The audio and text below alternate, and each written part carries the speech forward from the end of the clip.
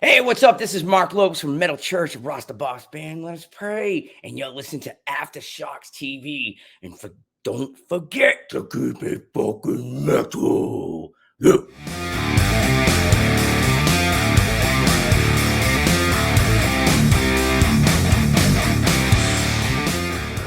Threaten me with good times, and you'll see who's the swine. I'd much rather work things in than work things out. Struck down hard and in love, taken back and abandoned, disposed. At what point did you hear me say I'm yours? It's better to lose a friend than to feed an enemy again. In the year of the goat, I'm a fucking ram. Don't fool yourself with a dream. Your nightmares smell to me.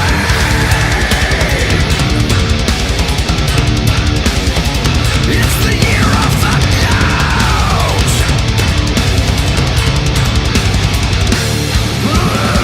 I've been kissed by the gods, 'cause I'm their favorite child. Bless your heart, someone needs to haul the trash. Sam's the lucky. All right, Matt and Tom back with everyone here on Aftershocks TV, and we've got a very special guest joining us on today's episode. As we'd like to welcome to the show, EXHORDER guitarist, vocalist, Mr. Kyle Thomas joins us. What's up, Kyle? Thanks for coming on, man. How are you? Hey, fellas, thank y'all for having us. We appreciate Yeah. it. I'm doing Yeah. fine. Awesome, man. Awesome. Well, Kyle, man, let's get into it. This fantastic new record, EXHORDER, the band's fourth LP, is titled Defectum Omnium. It's out now, Nuclear Blast. First release since 2019, stellar comeback. More than the Southern Skies, man. I can't believe that's been over 4 years ago. That's been out already, man. Crazy. But yeah, I mean, just man, just a lot to unpack on this record, Kyle. I mean, this has got to be obviously the most comprehensive sounding of the four albums, obviously, in my opinion, because it's a musical journey really on this one. You know, like none that I think you guys have done before. I mean, of course, you know, you got your signature thrash groove metal sound on here, but there's also you got those heavy punk rock hardcore elements on, you know, tracks like Forever and Beyond Despair and Sedition. You got the doom laden tracks like Your Six and The Tale of Unsound Minds. And I just think what makes the record, man, such a fluid, it makes it such a fluid listen and a complete listen. It's not just another, you know, solid extreme metal record. It's just so well balanced. The sequencing of the songs, I think, are perfect on the record. So, I mean, walk us through, I guess, the decision and the impetus to really incorporate, especially those punk and extra doom metal tracks on the record, which obviously is something pretty new to the band. Well, ultimately, for me, the goal is always to try and make a better product than the last one, you know. And I mean, it's all subjective to taste. You know, somebody else might listen to it and go, "Oh, it sucks. It's not like old EXHORDER." But you know, I mean, for us, it's about growth as a musician, as a songwriter.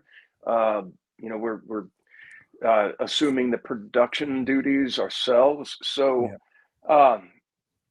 you know, and by EXHORDER standards and EXHORDER years, a 4.5 year gap between albums is actually not that bad. Yeah, true.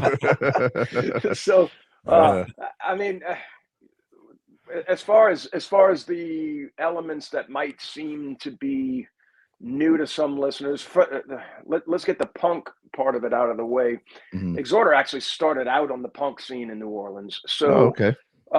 We were, you know, most of us were metalheads with you know, a foot in the punk side of the door.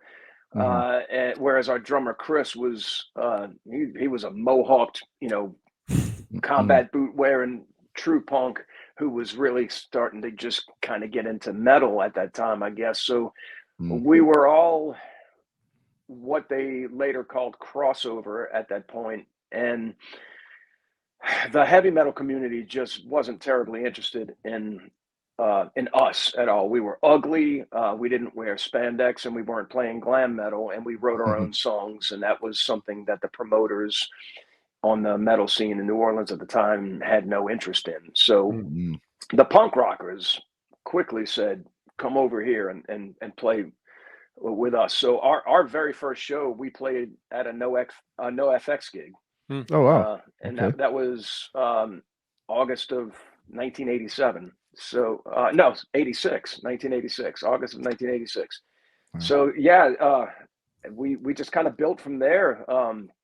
We opened for a few bands here and there, and then I don't know, we had lightning in a bottle, I think, at the time, and it grew quickly. So we spent the first 4 or 5 years growing on the hardcore scene, opening for bands like Agnostic Front, Corrosion of Conformity, back in the punk days of Corrosion of Conformity, the Rollins Band, the Henry Rollins Band on the first album, Hot Animal Machine. They weren't even called Rollins Band yet.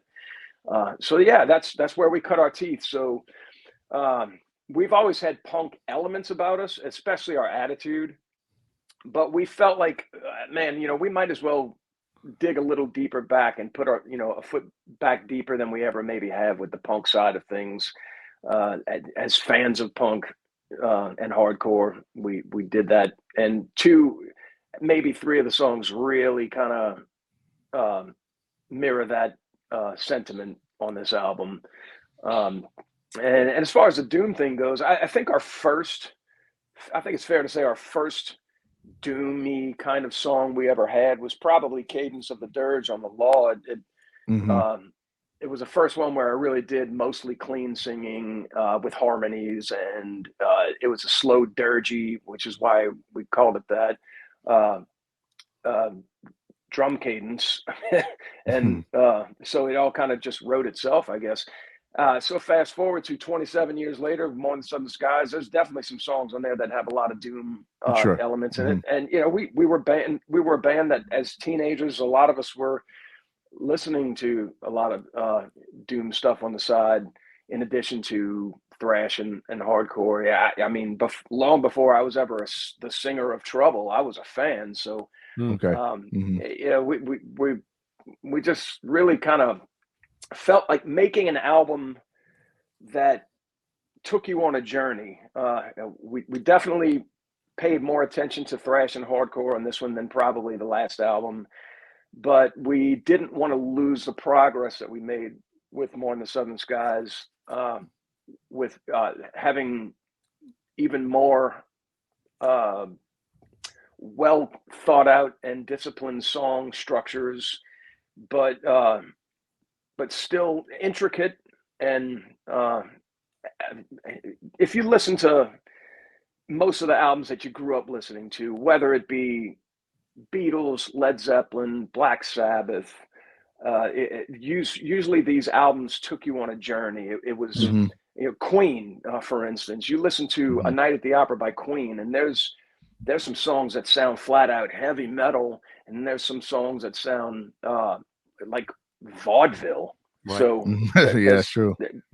And to me, to have, I don't ever want again in my life, it's been done before and I don't want to do it again, where you set the tones for guitars and drums on autopilot and every song just has the same mix and it's all the same kind of ideas.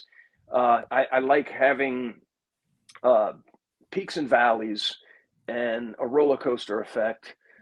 We did the Latin Gregorian type chant, the title track, Defectum Omnium. I have a choral background. I sang Gregorian chants when I was in high school. So that was where the influence of that came from. Jason did a beautiful acoustic piece by himself right before Lacing the Well, called 3 Stages of Truth. Yes. So these are things that just take the album, and there might be a moment where it's just beating you down, and then bam, there's a smooth acoustic piece, and it's almost like falling off a cliff into a pool of water. And that's the effect we want to give. There's moments of despair on the album. There's moments of anger, and then the very last song, Year 6, wraps things up with the only ray of sunshine and hope on the entire album. And we felt it important to maybe leave that at the end of the album to show that, yes, there is a possibility of change here in this world of shit that we all live in. And it made sense for us to bring in Rick Wartell and Bruce Franklin from Trouble to play leads on that song. Well, the other big change I want to talk to you about, obviously, on the record is now that you've taken over the reins on rhythm guitar, and man, you did an incredible job. I think a lot of us didn't realize how well you could play the guitar. So just talk a little bit about wanting to obviously do that, and second part, how is now that going to change, if any, I guess maybe your vocal approach, because now you got to obviously do both, and you're such a powerful singer, so having to do both, have you obviously, I'm sure you're obviously well prepared for that, for the live, but talk a little bit about those changes on this record and what you're going to do live. I'll be perfectly honest with you. When it comes to writing parts,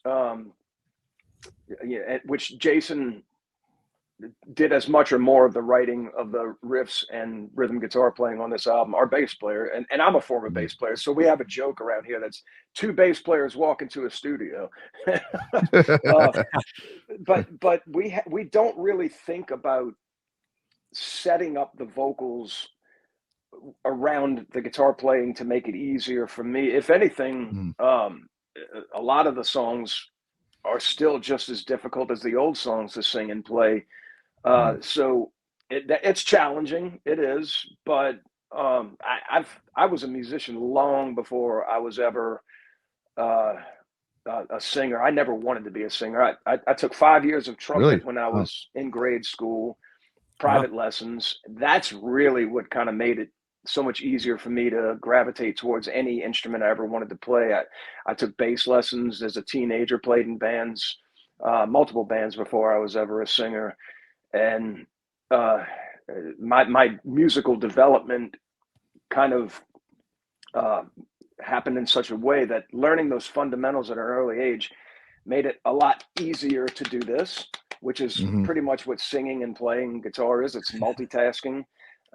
Sometimes I do have to take a metronome and slow the beats per minute down tremendously in learning how to figure out what phrasing I'm going to do with my syllables against whatever rhythm I'm playing. Sure. Because vocals, you can easily go and make it easy for the singer, but we just hadn't thought about that. And really that's a bit of a crutch to me. So I embrace the challenge. So, all the guitar playing and bass playing I did in the 80s and 90s that I put on the back burner and on the shelf for so many years kind of came back second nature to me in this instance. So I may be the world's okayest thrash guitarist, and if that's the best that I ever do, that's fine by me, because we've got Pat O'Brien in the band, and why do I need to be any better than I am if we've got him? But but to do, and I've joked with him about that, being the world's okayest thrash guitarist, and he's been great in encouraging me to feel comfortable and confident in my shoes as a guitar player. He's like, dude, you're no slouch on the guitar, that's for sure. But to do what you're doing and singing, he said, that's what everybody's scratching their head at right now. So I don't want to question it too much, because then it'd probably start being a problem for me. Sure, I get into your head and stuff, right? Yeah, exactly. Yeah.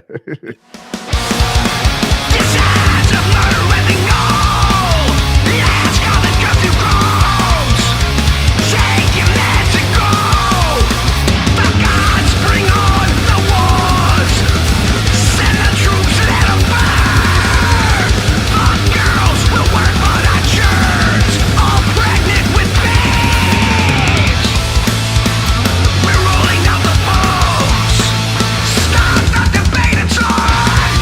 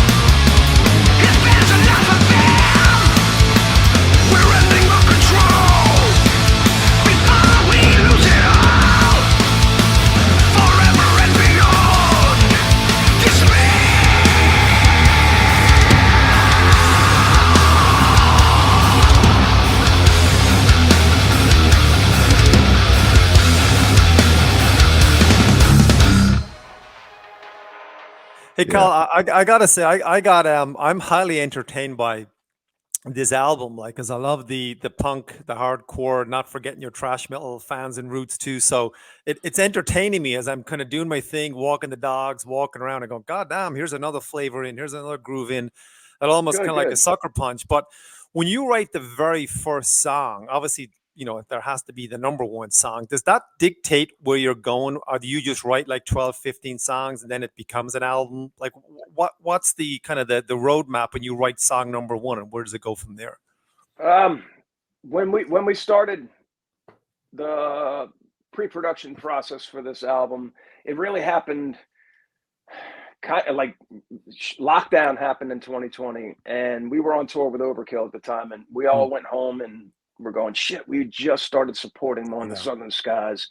Now we're shut down. So instead of sitting there and crying in our drinks over it, we decided, let's just get to work on the next one. And Jason had a head start. He had about, maybe 3-4 songs that he already had kind of on the back burner in some sort of skeletal format that we took out, dusted off, and started working on. And he was just on fire with the writing.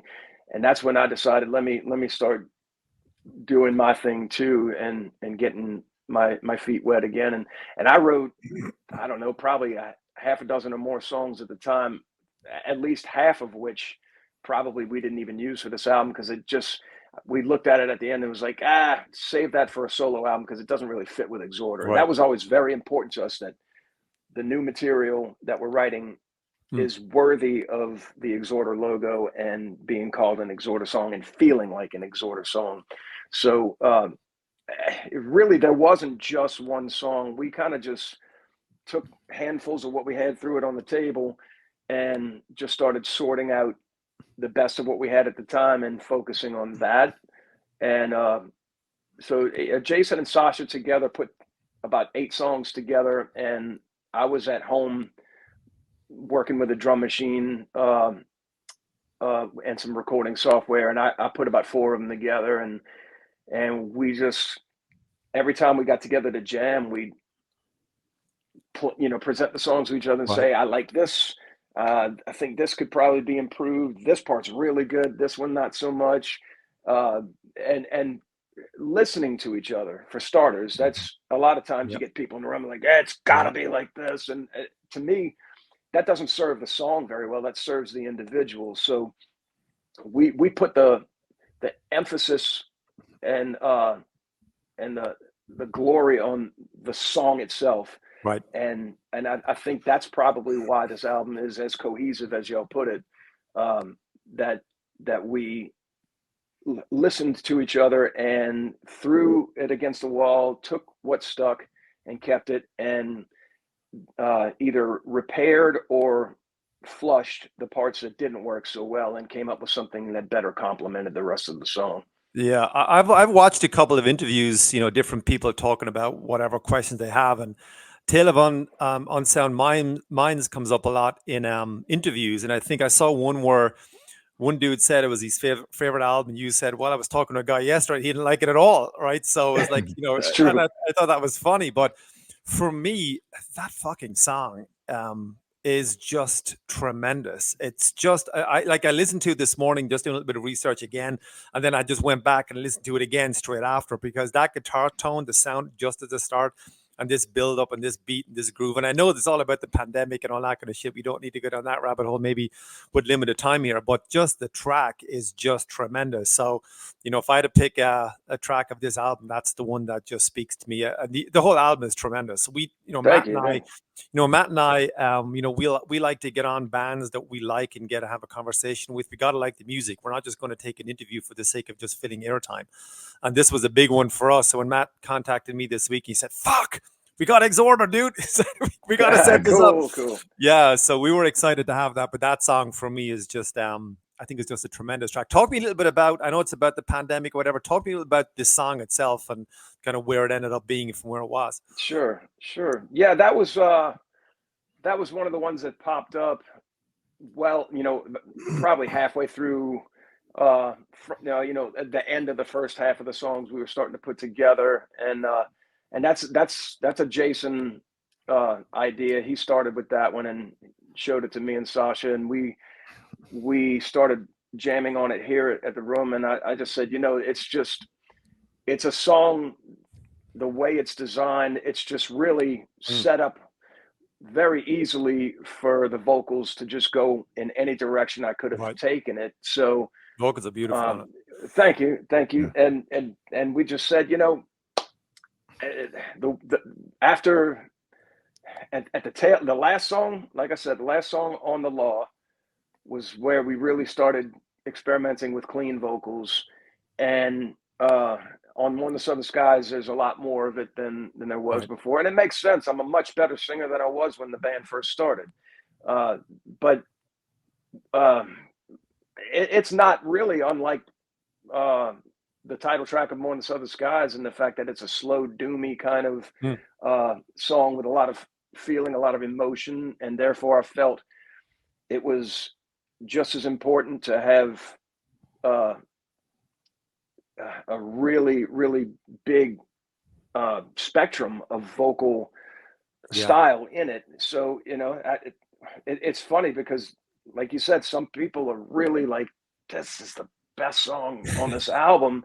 And there was one guy that was just like, a ballad? Really? It's like, a ballad? What's a ballad? Okay.